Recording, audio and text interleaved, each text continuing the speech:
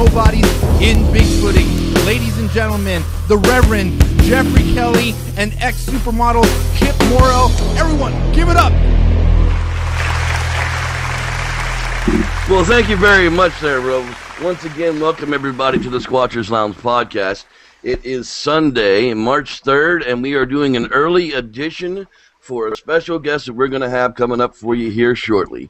And over here to my side, as always, is the no longer ex-supermodel, but current supermodel, Kip Morrow. How you doing this morning, Kip? I'm doing great, Jeff. It is a semi-beautiful day here in Northern California, and it's actually kind of nice to get the show over with early so that I can get out and do some mountain biking and some other stuff. So I agree. Yeah, I'm here in Tennessee, and I'll tell you what, in Tennessee, leave it up to Tennessee to snow for 4 days, and then get up at 11 a.m. and the snow is gone. So, yeah, that's what's happening in my neck of the woods. It's been bitter cold with light flurries for 4 days. It's been miserable. it was 74 and sunny yesterday, so we've been experiencing kind of a pseudo spring, which has been nice, and it kind of makes me want to get back out in the field again. But I know that it's still a little bit snowy in a lot of the places we'd like to go. So, well, that is absolutely fantastic for you. And let's hear it this week. We've got our letters from Kipistan from the one and only Mr. Kip Morrow. Okay, Jeff. So I'm going to talk a little bit about Bigfoot burnout. So is it possible to have too much information? Is it possible to get so emotionally involved in a subject that it can be a bit overwhelming? Absolutely. There's sports fans that become so emotionally vested in their team winning that when it doesn't happen, they suffer from bouts of depression and sleeplessness.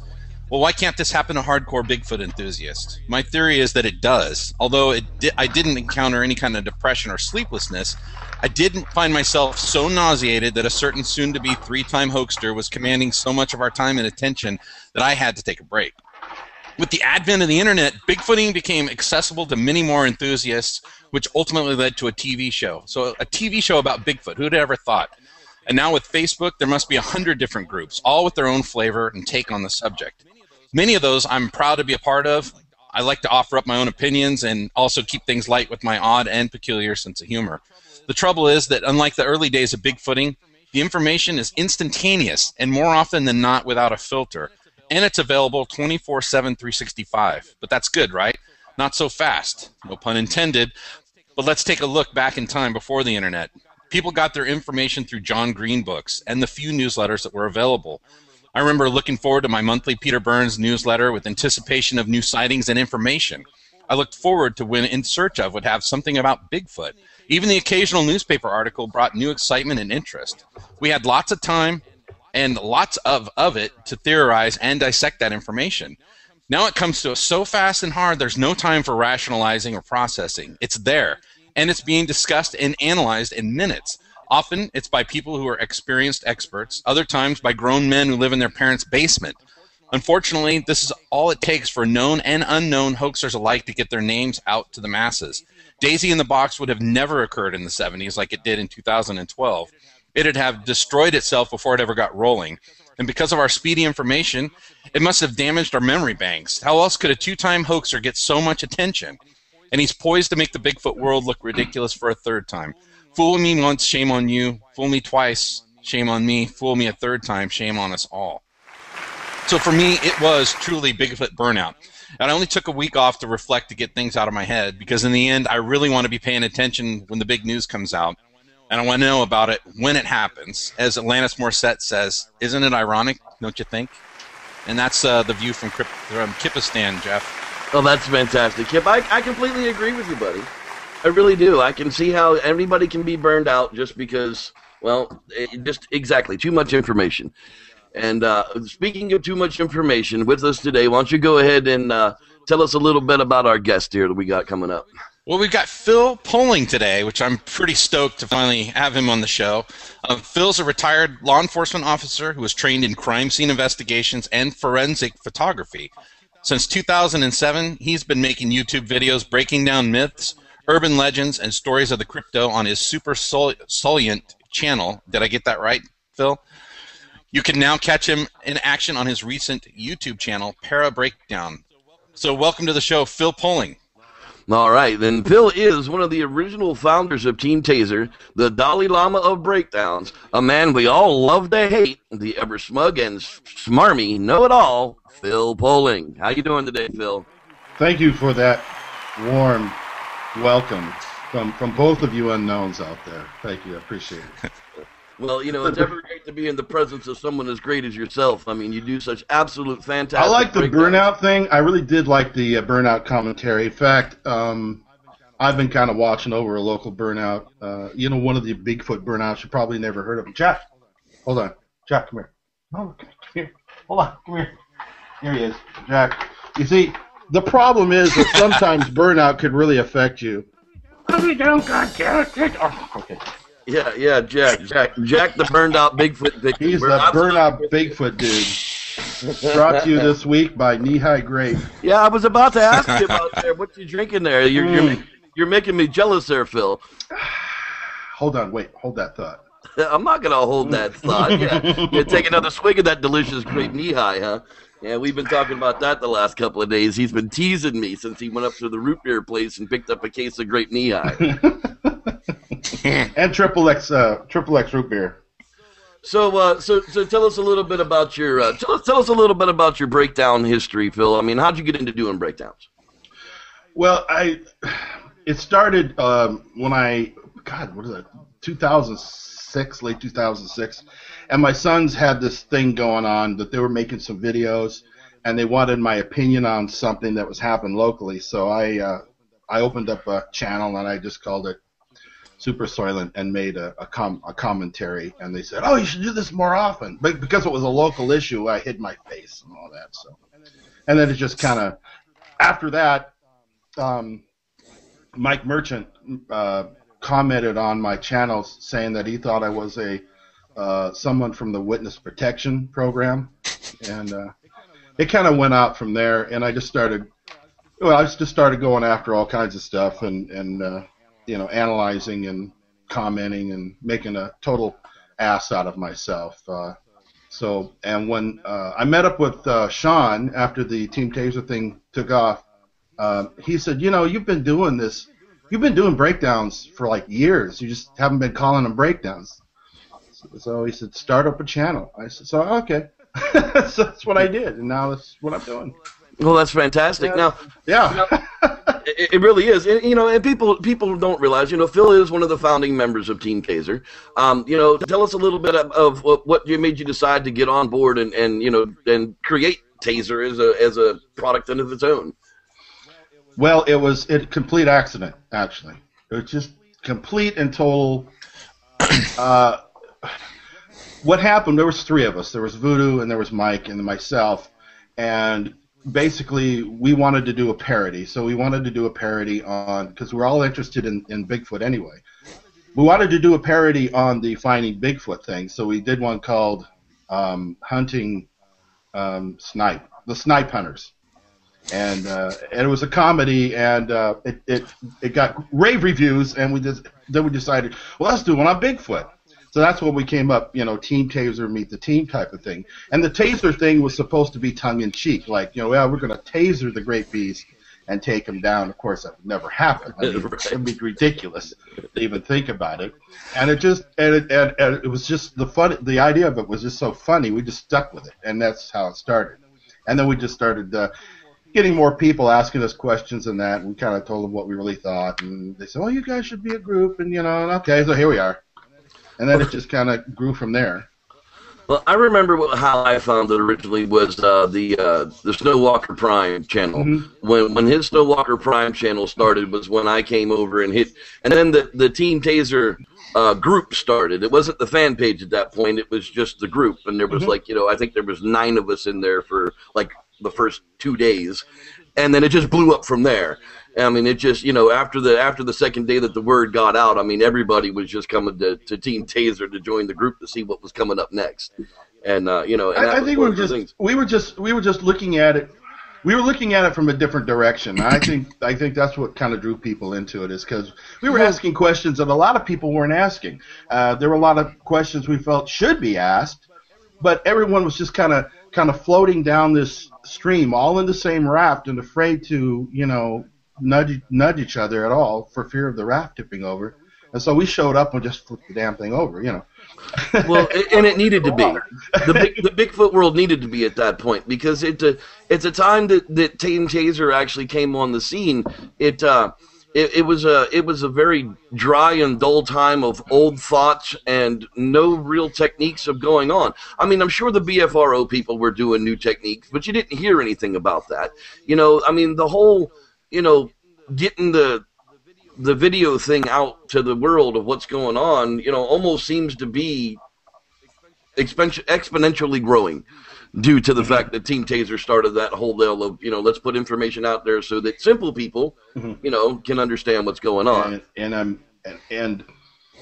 I'm not too sure I agree totally with what Kip was saying about the internet, perhaps not being responsible, but helping a two-time hoaxer come to the limelight, because I think that the internet, in fact, is providing those without a voice in combating that ignorance, whereas normally he would become famous by calling up the local TV station and meeting at the studio. That's how he becomes famous. That's how he became popular.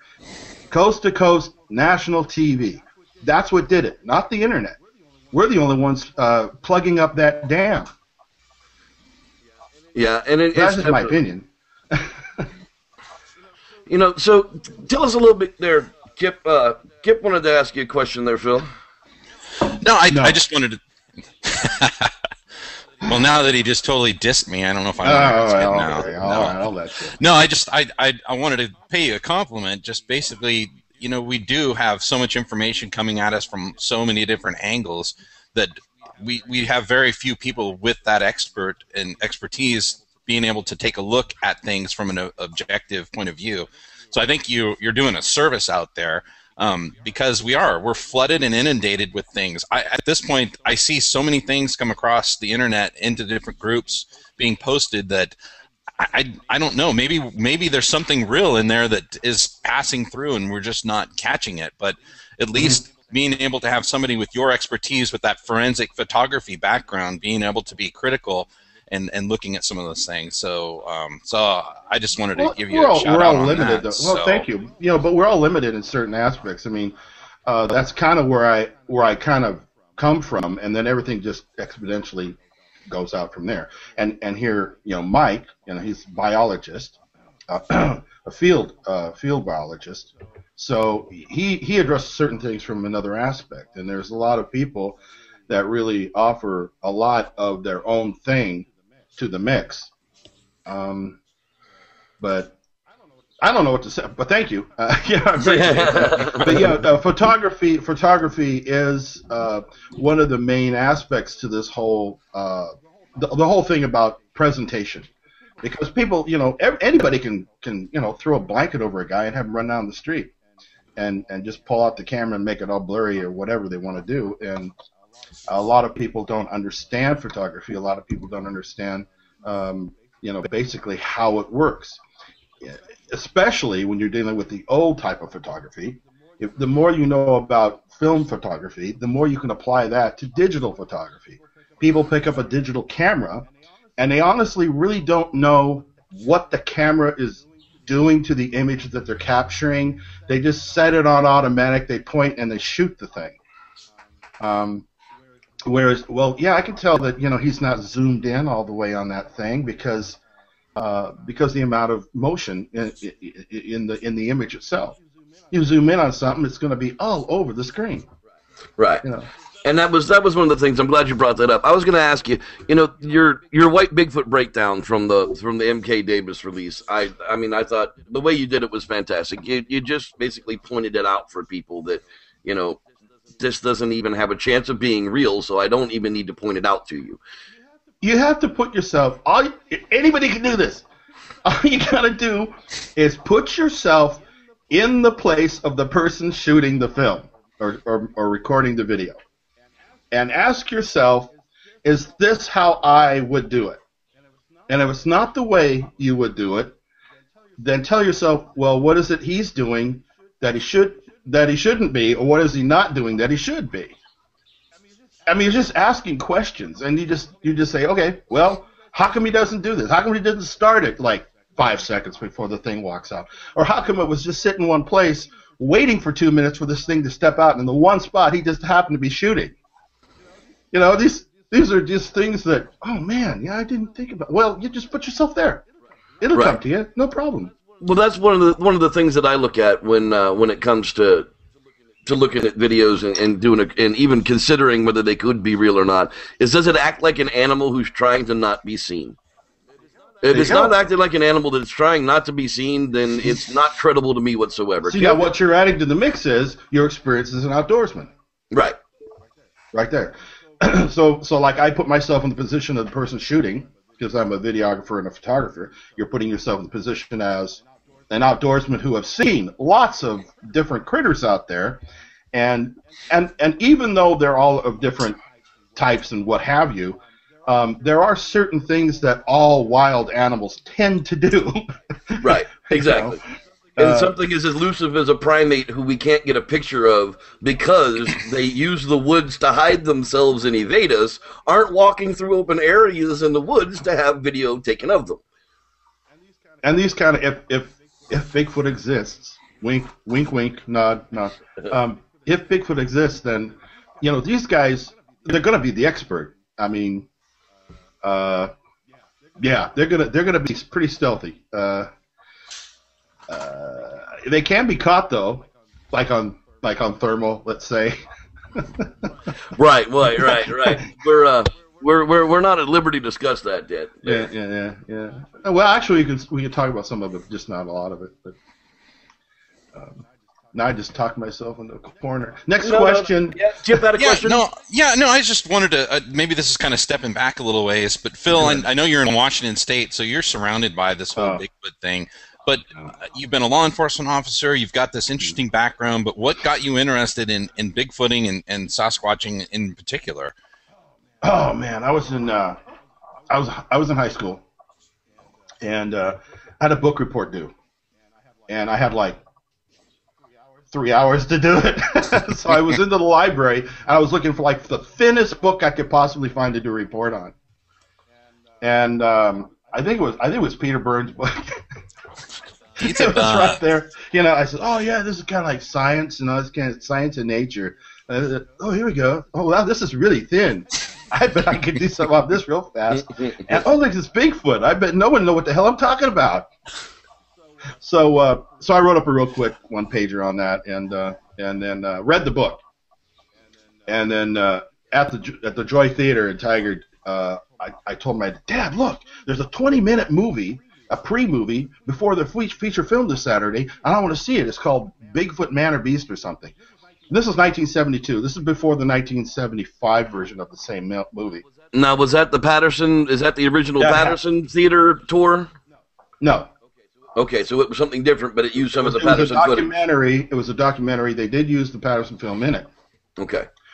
But in any case, so I went there, and there's this one segment in there where it shows this British Columbia couple, and they were down by the river one night, and all the moose had disappeared, and then they hear this howl, and then they play this representation of this Bigfoot call, and it was the famous yell, like the Ohio yell, but clear and crisp and loud and everything. Okay, so I heard this thing. I go, wow, this is really great. My dad's going, what the fuck's wrong with you, kid? So you watch the movie, and then it was like the following week. It was spring break, and I and a friend of mine, Frank, we hopped on our bicycles, loaded down with about 50 pounds of crap, and headed from Portland, Oregon, to the coast along Highway 30, along the Columbia River Highway.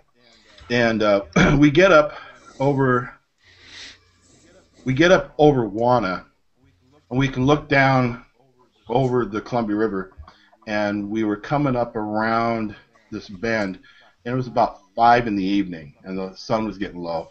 Sheer cliff to our left going up, and a drop off to our right going down towards the river. And there was I think there were like alder trees, big bunch of alder trees to our right. We were trying to crawl up this hill on this bike, all these bikes, and not much traffic. A car would go by once every 5 minutes or so. I mean, it was just really light. And then all of a sudden, to my right and in this thicket, came exactly what I heard a week before at the Joy Theater in Tigard. Wow. After I picked my ass off the pavement, I was frozen at that point. I was like just standing there going, and this thing was so loud. It was close, but it was loud. And you could tell it had that human quality to it. But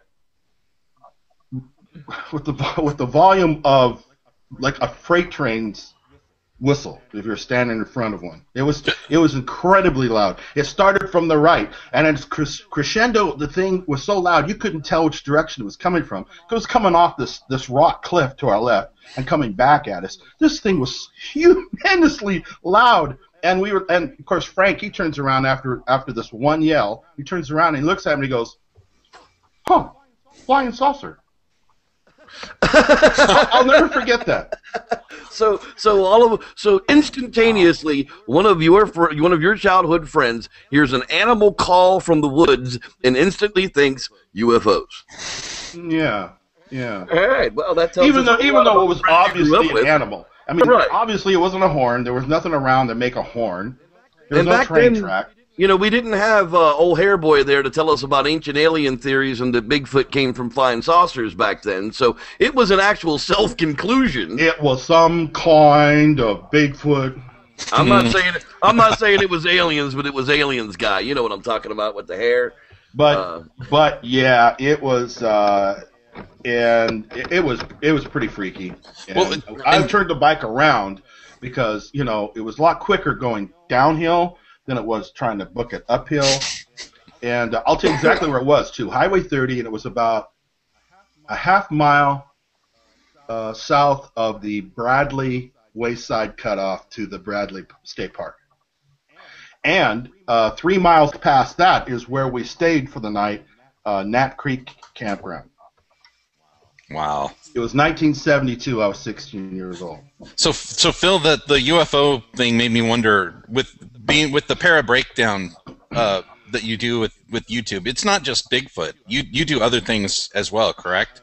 Yeah, as it strikes my fancy, I find that I get a better response. I think that people really want the Bigfoot stuff, but I'm trying to work in other things like ghosts and UFOs and things of that nature. I know I just did a one on ghost photography, which is near and dear to my heart, being a photographer and understanding through time how it has evolved.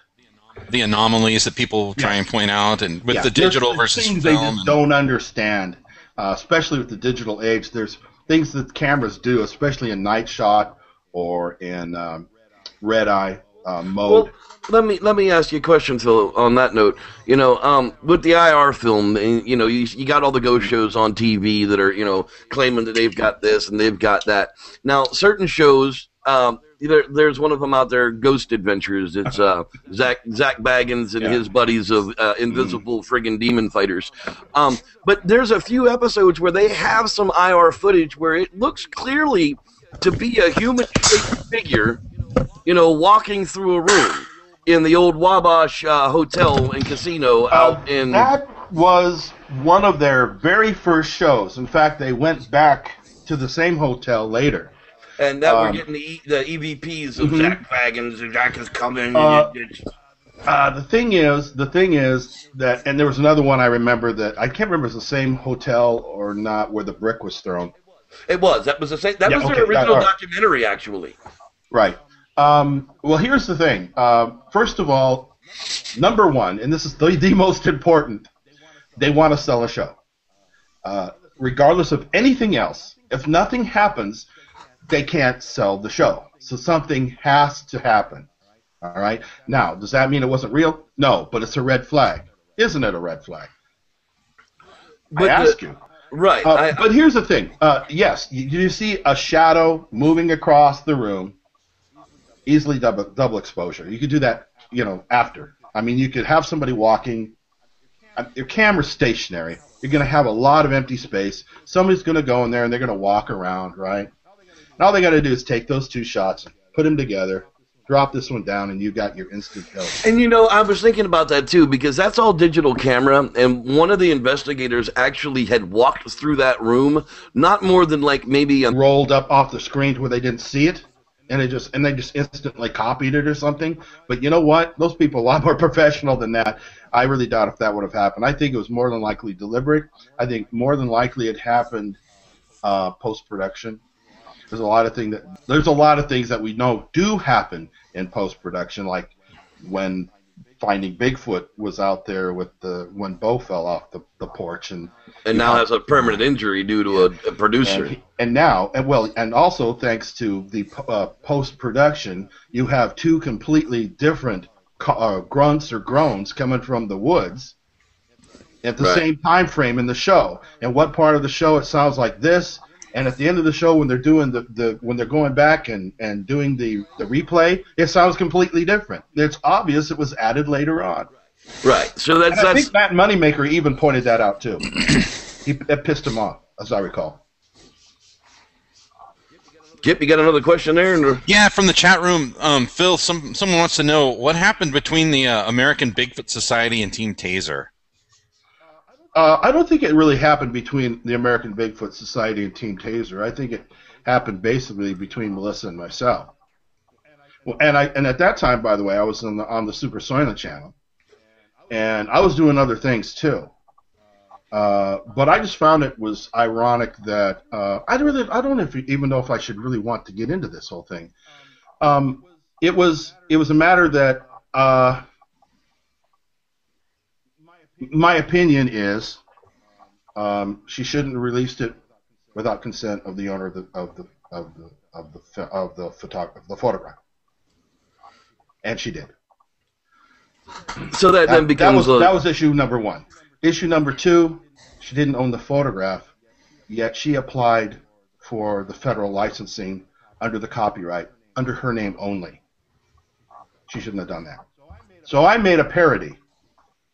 And I took that photograph and I put Super Soylent on the photo in my video, and that made her upset. Even though, and so she claimed that I was trying to claim copyright on the photo, even though Super Soylent isn't a person. Super Soylent can't vote. Super Soylent can't have a driver's license. Super Soylent can't own anything. It was a joke. I put Super Soylent on the video, on the photo, and she got upset, and she filed a copyright notice on my video and had it removed. Not just 1, but 2 videos, 2 strikes on my channel. So I counterfiled because she was wrong, and in a couple of weeks I got it back. And then at the end of it, I made a video explaining from beginning to end exactly what happened in the order it happened. I just think that, you know, I was basically calling her on it. She wasn't used to it. She got upset. Knee-jerk reaction. She basically attacked my channel, and I defended myself, and that was it.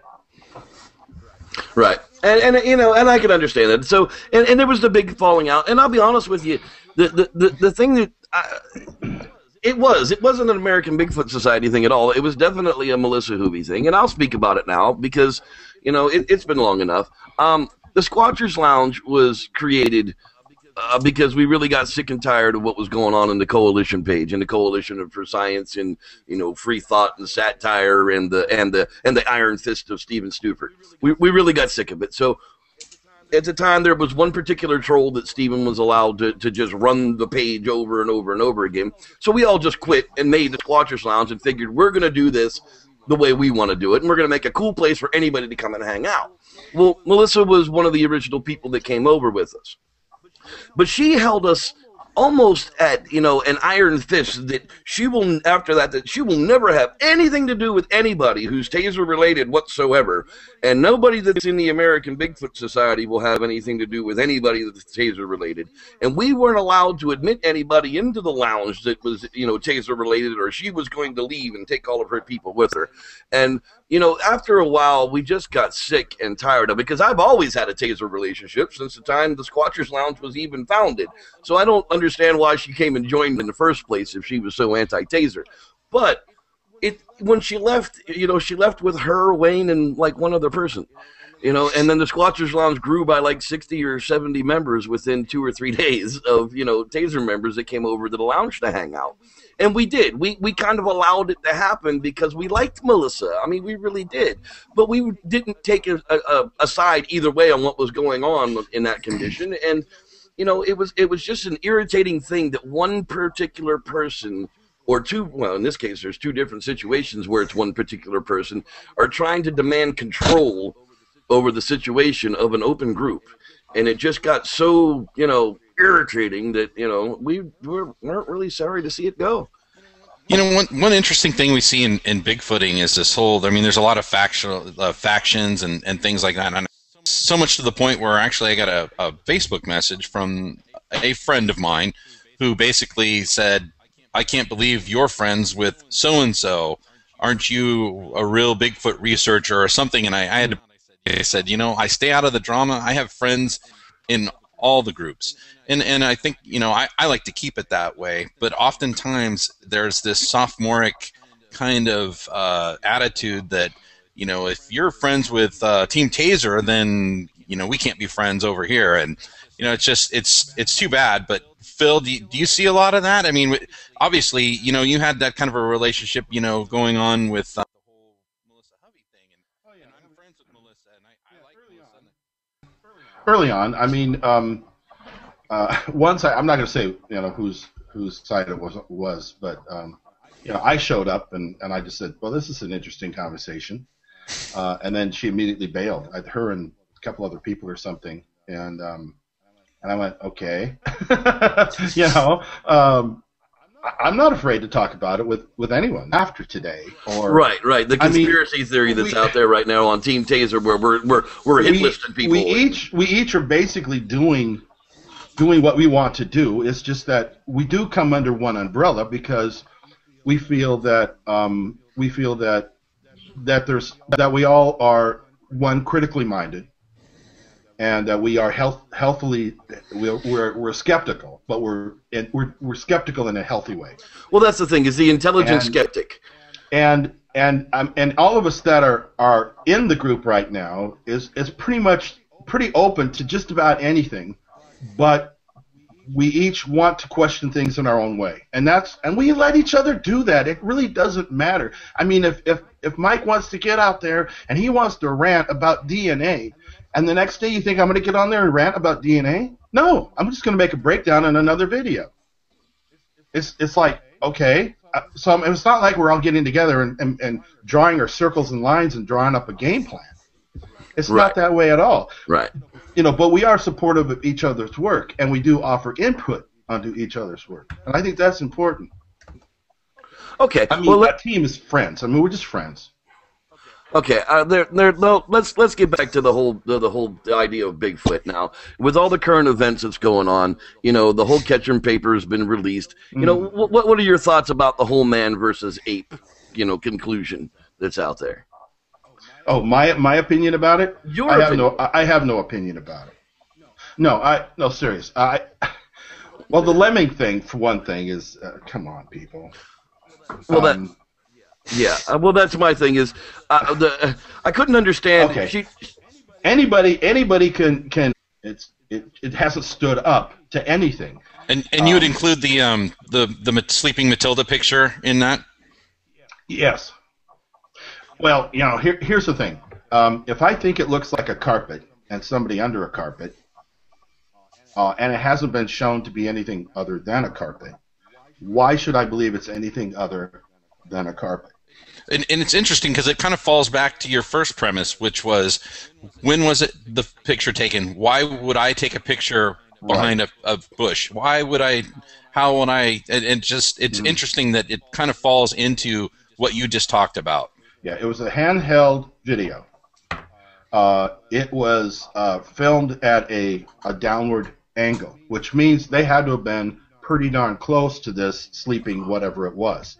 They weren't looking up. They weren't looking at a great distance through a telephoto lens. They were looking pretty much in an average, maybe a 28 millimeter view, close up, looking down, and filmed. What, 30, was it 30 seconds? Was that supposed to be? It was it was 10. There was released a 10.95 second clip, and then was claimed that there was a 30-second where she got up and walked away, and that wasn't in fact true. Moneymaker said that video clip was all you saw was that for 30 seconds, and that's not Matilda. That's actually the mature female, which is why they're trying to explain why it looks so ratty and has gray hair in the fur. Yeah, but if you want to see something in that, you will see it. Right. Well, let's talk about Desire really counts for a lot, and you can draw your little lines and around it and make it any kind of a shape that you really want it to be.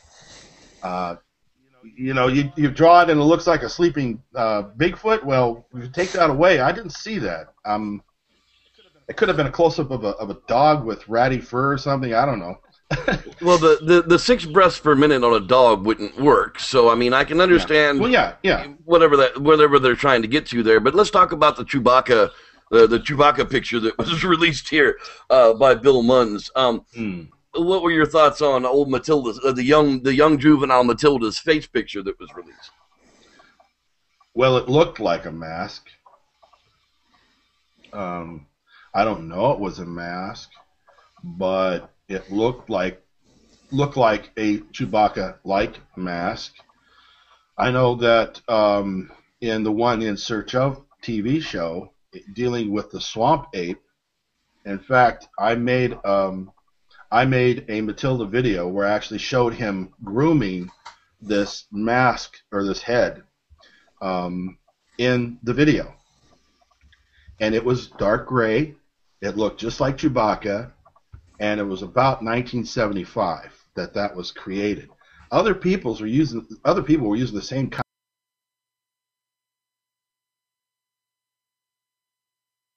I don't know where that one came from.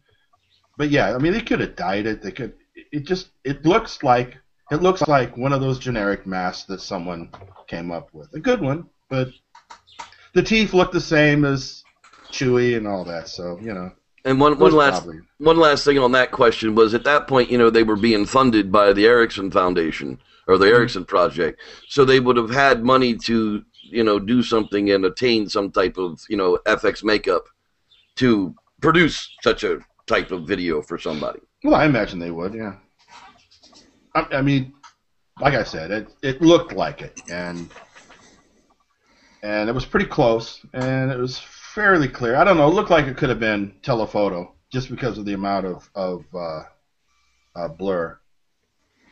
It could have been telephoto. That could have been like 80 millimeter, 120, something like that. And but yeah, it was still pretty clear, and several different positions.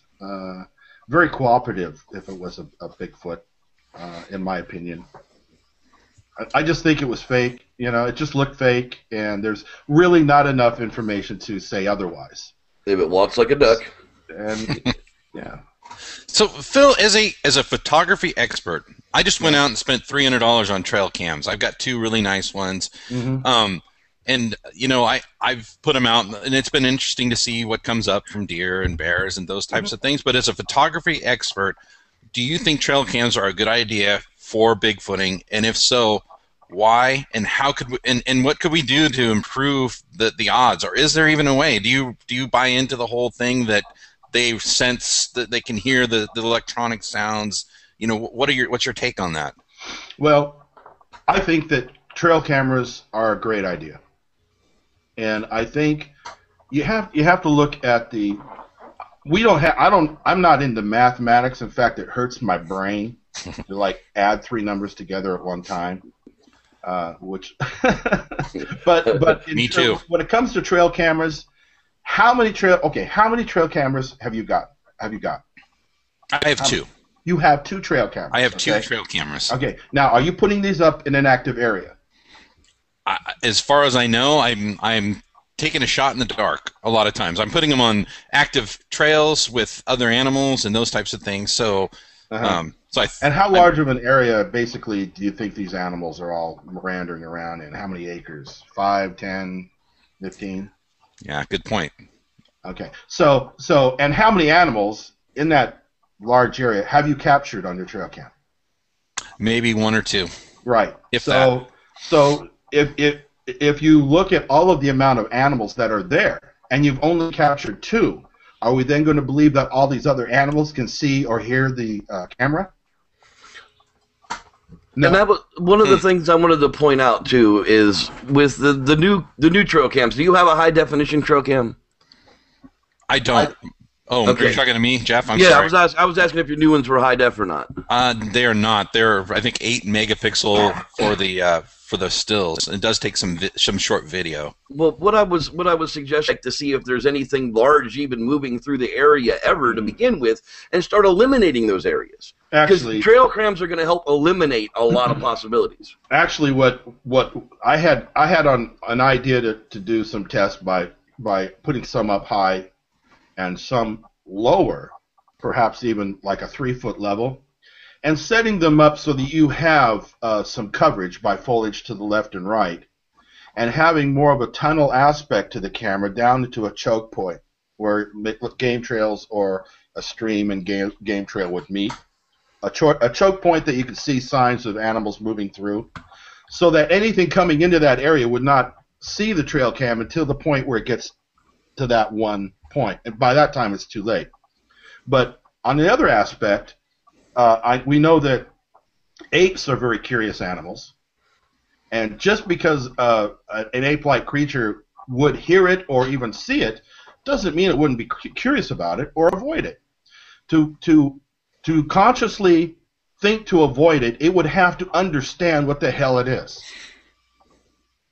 So why wouldn't it just, if you've got a little campfire and you've got maybe a couple of these Bigfoots hanging around just really amazed by this fire, because they don't see fires that often, why wouldn't they maybe come up to a trail cam or, hang out and say, gee, what the hell is that? So your theory is more mathematical than it's some conscious effort to avoid something. It's basically like you were saying. I don't think it's a conscious effort to avoid trail cams. I really don't. There is simply no evidence to support that. Simply from the aspect that you're not going to catch all the animals all the time. And a lot of this is going to be hit and miss. It's really, just with regular animals, it's hit and miss. You got an area where you got lots of deer, and you have an area where the deer are coming through, you might catch the mother and baby deer going through, maybe day 2, day 3. If you bait them, they'll probably come in at night. The Olympic Project, that's a great example right there. They're utilizing, I don't know what the number is, but a lot of them. And they've got some amazing photo captures of not Sasquatch necessarily, but of mountain lion, bear, all different kinds of things. And so, I guess it does become sort of it's either they're cognizant and intelligent enough that they're trying to avoid cameras, but like you said, it's not something that they can actually think that, well, I'm avoiding a camera. They have to be cognizant that that's something to avoid. So I appreciate your take on the whole mathematical take on that. So it's just it's luck, I guess. I think a lot of it has to do with luck, yeah. Also the fact that, are you in a hot area? I know an area right now that if I had 8 trail cameras, I know this one area up in the Sierra Mountains right now that I would be putting these things around, pointing towards roads, camp areas, things like that. And I would probably I would think you have a good chance of catching something. Gotcha. Now, that's the thing. Is yeah, you're right. It's a matter of numbers. There aren't enough trail cams out there to covering enough acreage to actually. We've got one animal, maybe 3 animals a possible 5 animals within a 100,000 acre area that's roaming different areas to eat and drink from, and we've got 2 cameras in that 100,000 acres, and that's the key. That's the key issue, because you really have to go into an area and research it to really look at the signs. And of course, I'm not out there all the time myself. I've got that L1 and L2 problem down here in my lower back, but at least last summer I have managed to get out to a couple of locations, one where there was a physical sighting, the other one where we had what sounded like the Ohio calls down by the falls. Right. Just 10 miles from me. Wow. I managed to get down in there, and there were some real nice spots in there that I have not seen any signs at all. No weird broken branches, no stacking going on, no prints, other than some human ones along the trail. But I think the main thing is, first of all, identifying the location. I mean, it's one thing to start putting cameras up, but if you don't have anything to go by, just like you said, it's going to be really hit and miss. You understand, how many of these things are there out there? I mean, the debate is going rampant on how many we have in the United States. Some people are putting the numbers, under 20,000. Yeah, I'm one of those people. I honestly think that there's probably less than 10,000 within the North American continent. I mean, there's just, for the number of sightings that we have and the evidence that we can find afterwards, there can't be, 10,000 animals per state that some people want to say. But yet you've got some guy in Coeur d'Alene, Idaho, wanting to go outside of his front door and put up a trail camera, and with the hopes that he's going to catch one on the camera. What are his odds? Right. His odds are almost zero. Exactly. My hopes are always that when I put them out, that I'm going to find the shot. And I think that we all hope for that, and it's kind of what keeps us going. But I guess it does. When we talk about numbers, we talk about locations and all these different things. It still boils right back down to, we just don't know what we don't know. We don't. Right. We don't know. Okay. All you can do is just throw that dice, and the more dice you have, the better odds of your number rolling up, and just do what you can do.